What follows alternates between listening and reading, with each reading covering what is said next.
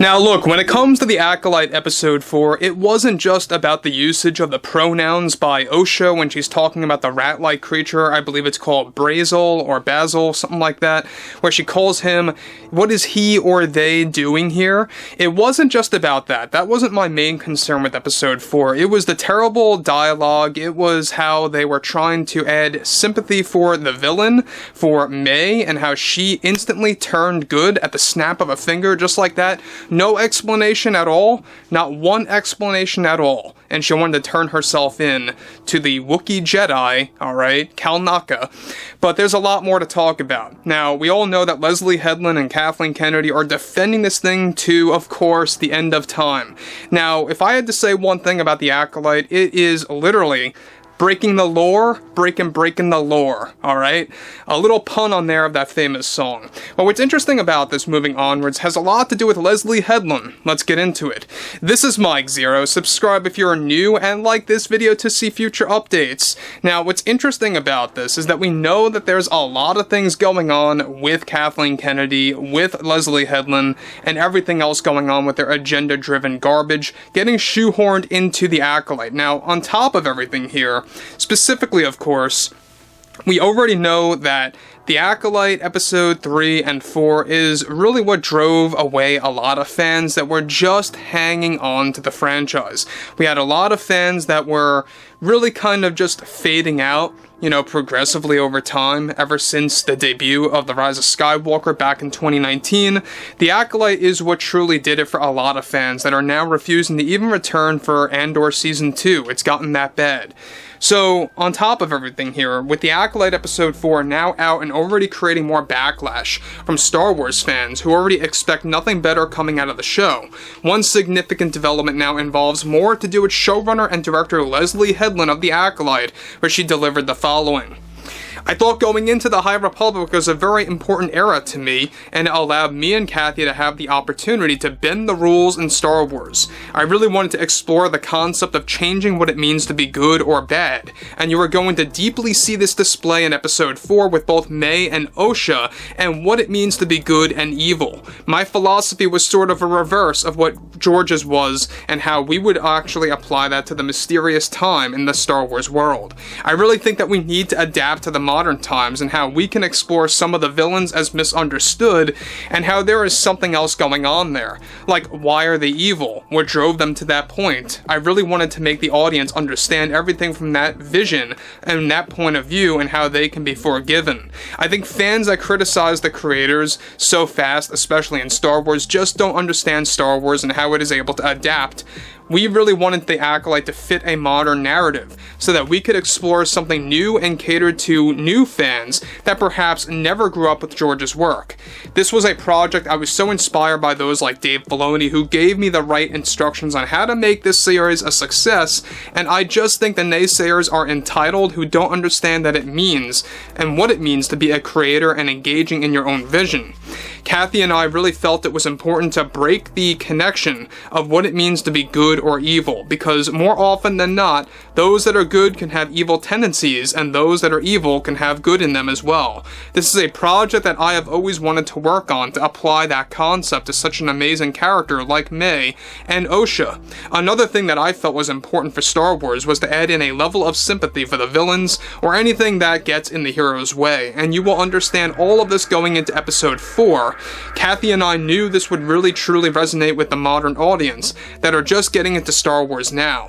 As one who is part of the LGBTQ community, I am more than proud that Kathy fully supports how we also address that community throughout this entire season, and how wonderful it was to work with an entire cast and crew that comes from those backgrounds.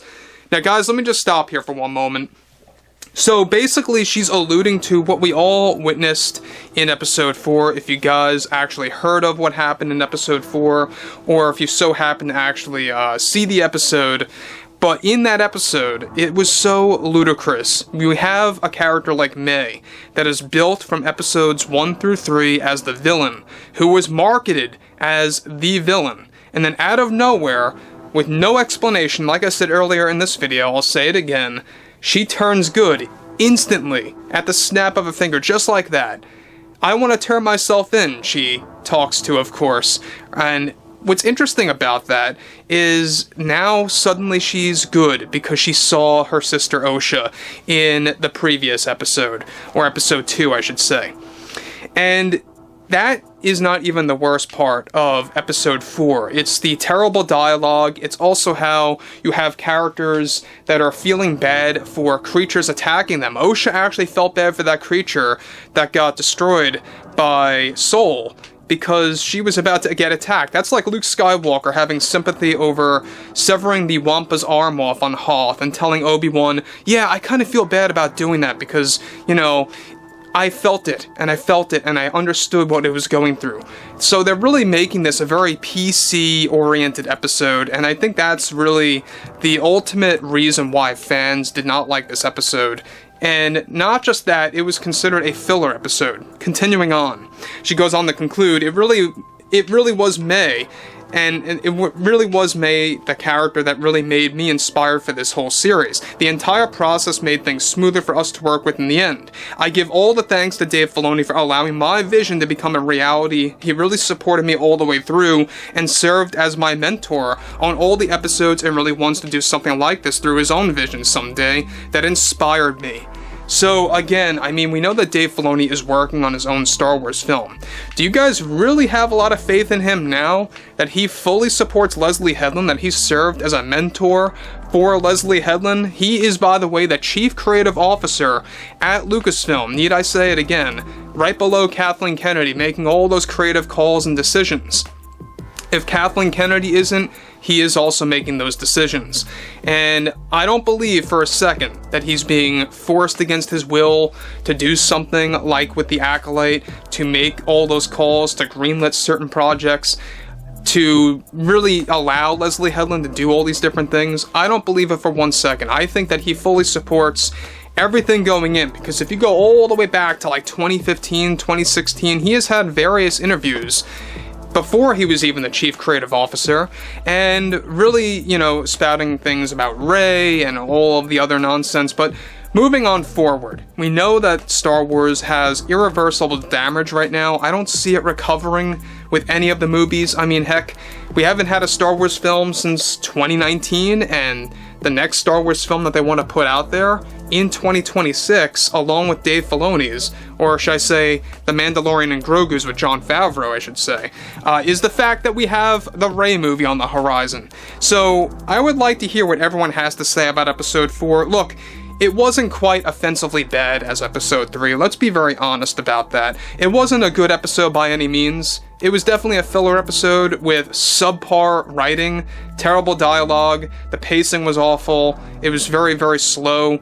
If I had to say 3 things about this episode, it was like, characters that go on a hike, the so-called fake villain turns good with the snap of a finger, and number 3, there's really no suspense. It comes to a very anticlimactic situation where, Smilo Ren, everyone's beginning to call him this, which, by the way, I really do believe is discount Ezra Miller in this episode. There's no doubt about it at all, because he is the one that actually quoted the Sith poem, you know, about how peace is a lie and all that stuff. But overall, I would like to hear what you all have to say about this below in the comments, and if you guys did enjoy the content for today, make sure to drop a thumbs up on this video to support the channel, and I will catch you guys later.